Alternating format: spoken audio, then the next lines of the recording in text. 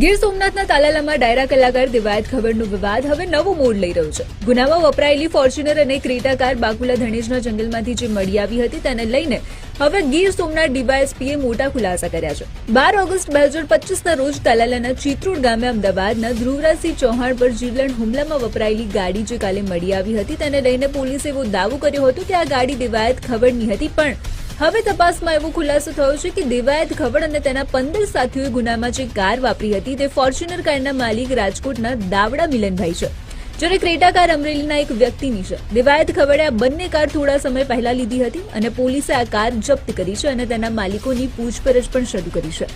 આ ઉપરાંત દિવાયતની પત્નીની પણ પૂછપરછ હાલ કરવામાં આવી રહી છે અને અમદાવાદ તેમજ દુધઈ ખાતે આવેલા તેના ઘરની તલાશી પણ લેવાઈ રહી છે.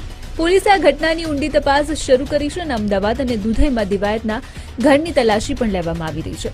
સીસીટીવી ફૂટેજ ચેક કરવામાં આવી રહ્યા છે. હવે જોઈએ આ કેસમાં બીજા કયા નવા ખુલાસા થાય છે.